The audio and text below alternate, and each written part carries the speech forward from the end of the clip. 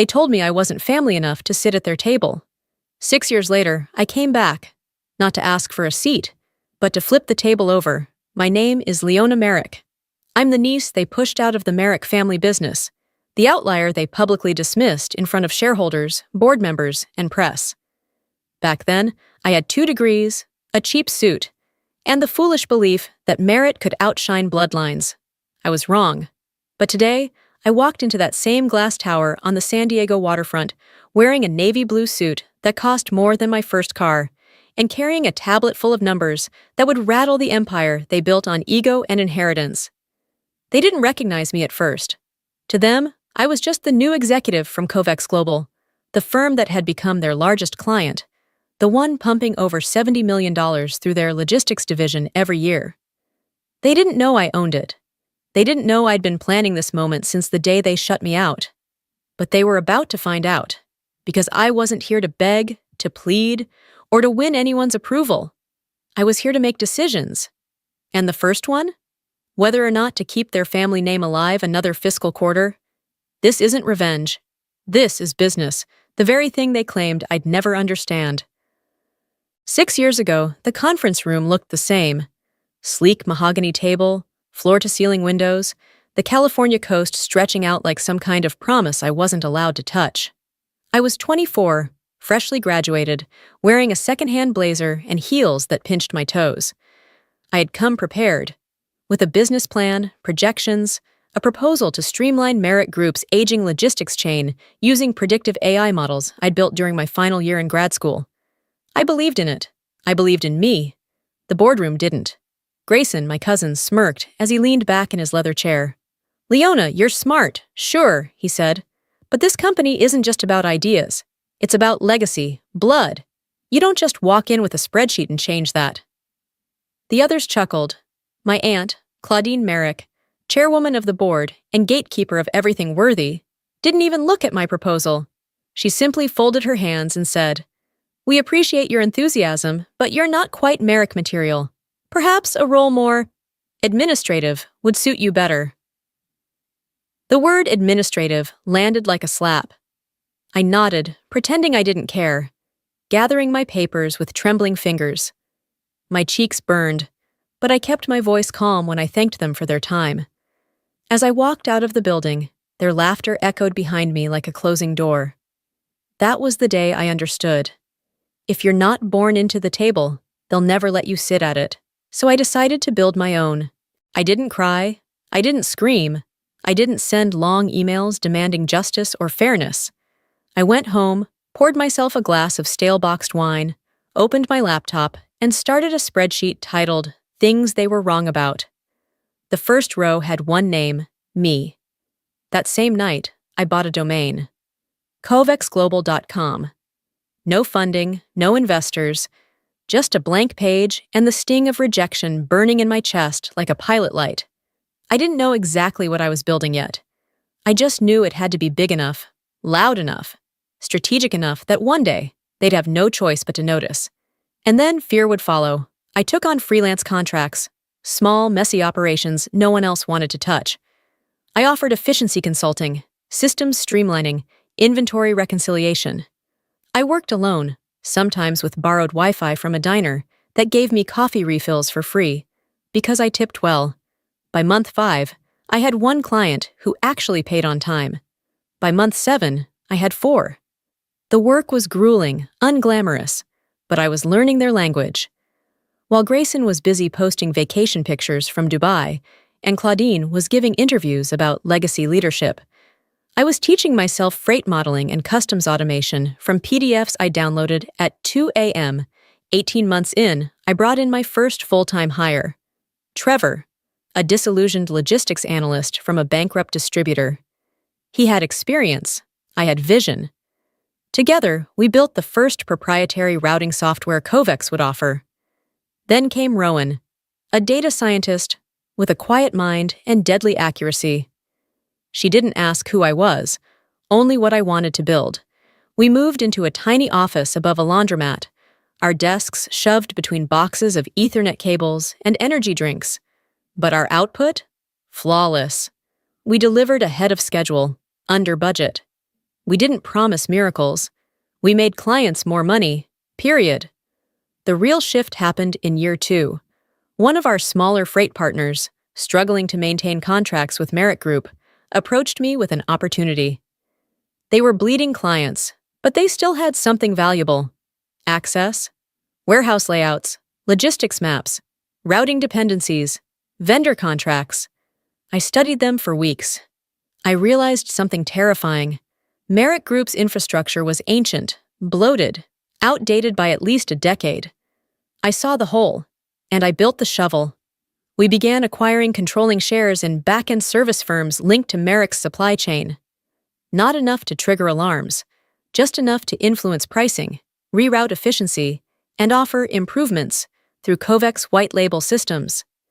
One by one, Merrick's entire logistics arm began relying on technology and partnerships we controlled. I didn't need to walk into their boardroom. I was already inside their bloodstream. By the end of year 3, over $30 million flowed through contracts tied to Kovacs. They thought we were just another firm with good performance numbers. They didn't realize their freight optimization team was using our software. Their inventory metrics, processed through our servers. Their procurement cycle, rebuilt using models we developed under a shell affiliate called Argus Nexus. They never asked who Argus was. They never cared where the tools came from. And that was their first mistake. In year 4, we launched our own audit quietly. Not on them, but on ourselves. We mapped out every entry point, every department inside Merrick Group that touched our systems. The results? Devastating. They were more reliant on Kovacs than they were on their own in-house divisions. 68% of their quarterly growth came from sectors tied to our models. 72% of their logistics revenue came from accounts we originated. Still, they didn't know it was me. Because in their minds, I was gone. Erased. The niece who wasn't cut out for leadership. The girl who didn't belong at the table. I didn't correct them. I let them live in the illusion. But I kept building. Quietly. Relentlessly. By year 5, I'd embedded 2 analysts inside Merrick's finance division under third-party contracts. Their only job was to monitor Grayson's work, flagging irregularities, tracing suspicious credits, tracking cash flow manipulation. What they uncovered confirmed what I suspected. He wasn't just coasting on his last name. He was falsifying numbers, hiding losses, redirecting liability to temporary accounts that disappeared each quarter like sleight of hand. It was corporate fraud. I didn't move right away, because strategy isn't about exposure. It's about timing. I knew one thing. When I came back, I wasn't going to ask for an apology. I was going to walk in with the power to decide whether they lived or folded. So I waited. And while I waited, I expanded. By the end of year 6, Kovacs Global operated in 12 countries. We serviced 9 Fortune 500 firms. Our revenue was nearly triple that of Merrick Group. And behind all that success, layered beneath shellcore, rebranded holding entities, and offshore license fronts, was me, Leona Merrick. The woman they said didn't belong in the family business. The woman now holding the knife over its throat. I arrived 12 minutes early. Not because I needed to. Kovacs had already won the leverage war. But because I wanted to feel the weight of that building again. The same elevator, the same marble floors, the same receptionist, though her smile faltered when she saw my name on the guest list. The Merrick Group quarterly board meeting was being held on the top floor. Glass walls, leather chairs, catered espresso. I'd sat in the back of that room once, ignored and dismissed. Today, I would sit at the front and control the outcome. Grayson didn't look up when I entered. He was too busy flipping through slides, projecting a strong Q1 thanks to their most reliable client. Kovacs Global, of course. The irony was almost poetic.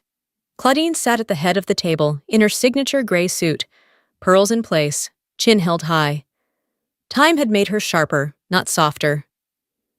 "Excellent work, Grayson," she said with a rehearsed smile. "It's proof that keeping leadership in the bloodline was the right choice." Bloodline. The same word she used 6 years ago to cut me out. I let the comment float in the air. Let them enjoy their moment, until Mila, Claudine's assistant, approached. "Miss Merrick," she said softly. "They're ready for your segment." I stood, smoothing my suit. Custom, midnight navy, precision tailored, everything they said I could never wear properly. I walked slowly toward the front, tablet in hand, posture still, calm. Grayson's voice cut the air. "Excuse me. What is she doing here? This meeting is closed." I met his eyes. "I'm here on behalf of Kovex Global. We need to discuss contract revisions ahead of Q3. Silence hit like a dropped pin. Claudine's brows drew together. "That's not how this works. Kovex always sends someone from the external vendor group." I smiled. "They do. You're looking at her." Grayson paled. Elise, my other cousin, actually dropped her stylus. "That's not possible," Claudine said flatly. "We did a full vetting on Kovex. You run a startup, or did."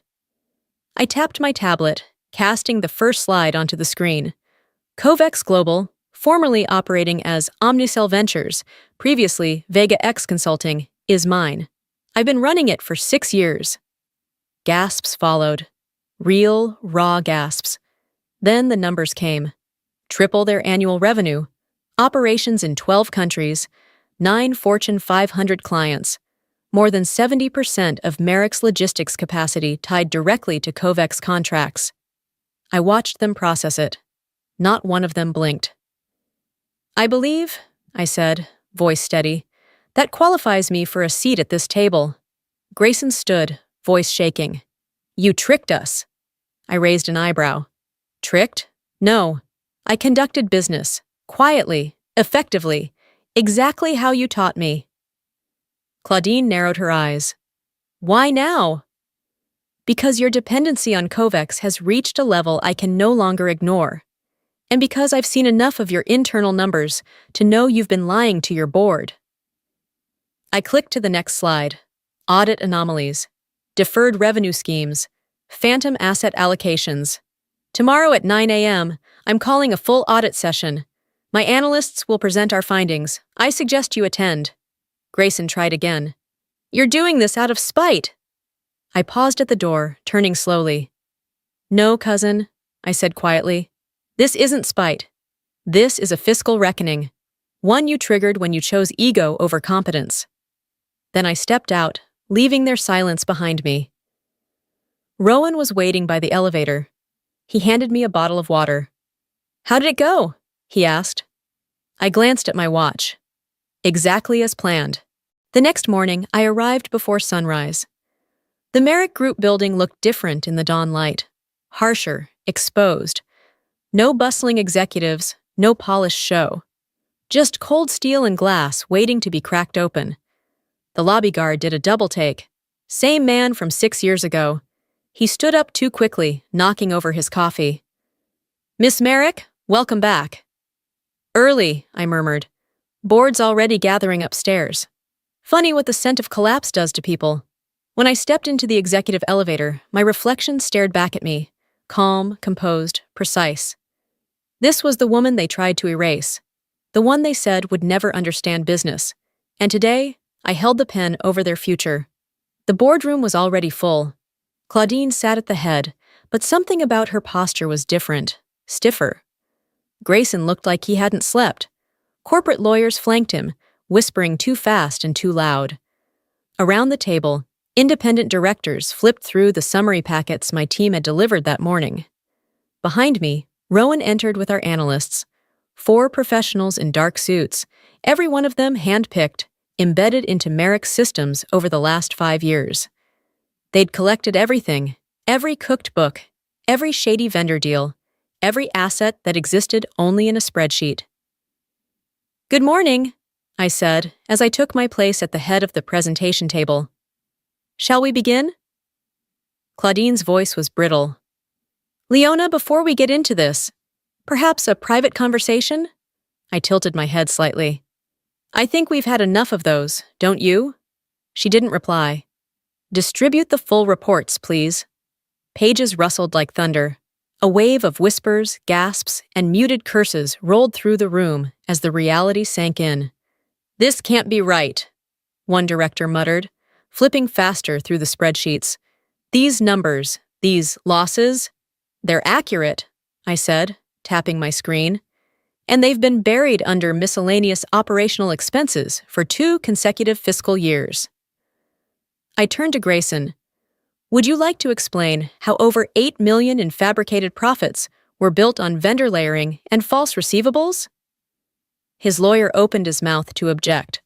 Or, I continued, raising a hand, should we skip ahead to the part where client acquisition metrics were inflated using ghost partnerships with companies that don't exist? Silence. Real, thick corporate silence. One of the older board members leaned forward. Miss Merrick, based on this data, without Kovacs contracts, Merrick Group is insolvent, I finished for him. And you've been operating under that technicality for at least 3 quarters. Grayson looked like he might throw up.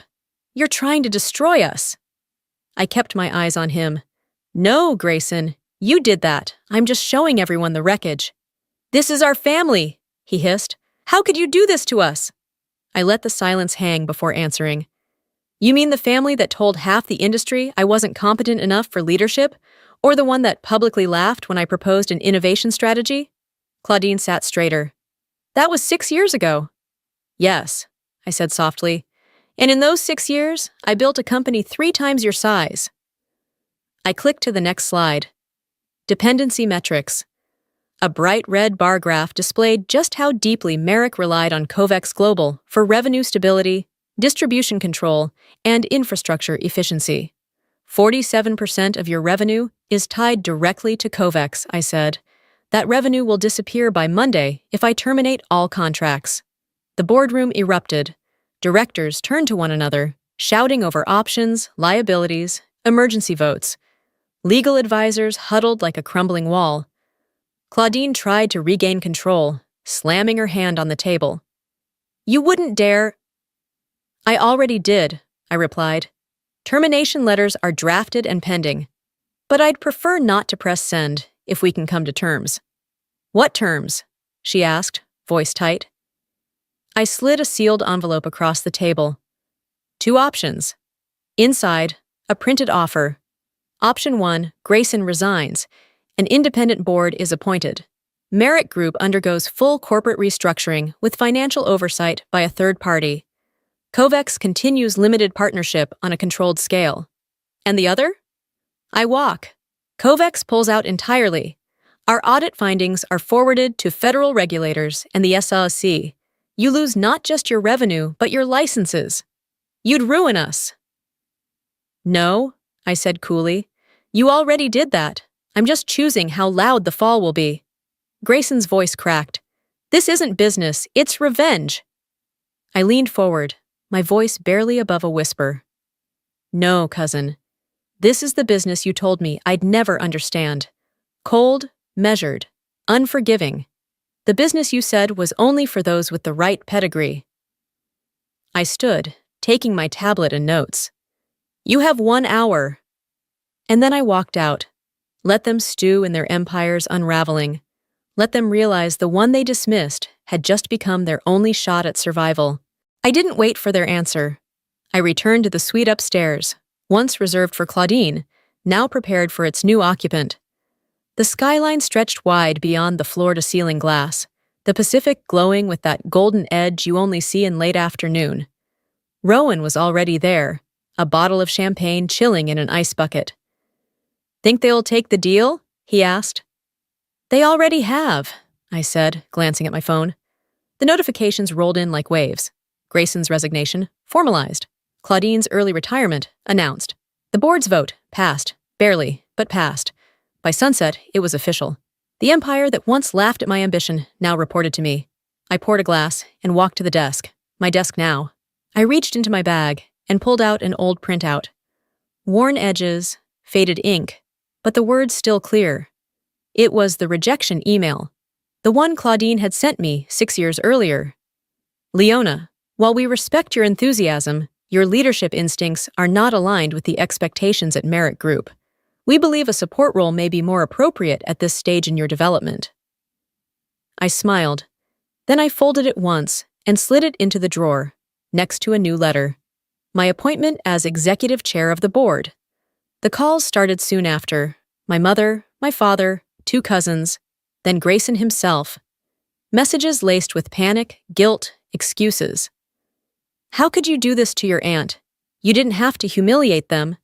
We're family, Leona. Family! Where was that word when I stood in that boardroom with shaking hands and unacknowledged ideas? Where was it when I walked out to laughter? I didn't answer any of them. I only typed one message in the family group chat. Don't worry about the family name. Merrick Group is finally in qualified hands. Then I turned off my phone and watched the city.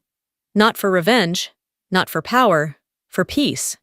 A peace I had earned not through aggression, not through screaming or proving myself to people who never listened, but by building something so undeniable they were forced to take notice.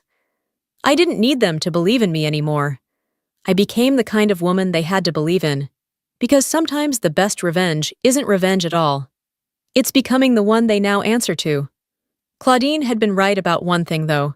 Back then, I wasn't qualified to work at Merrick Group. I was qualified to own it,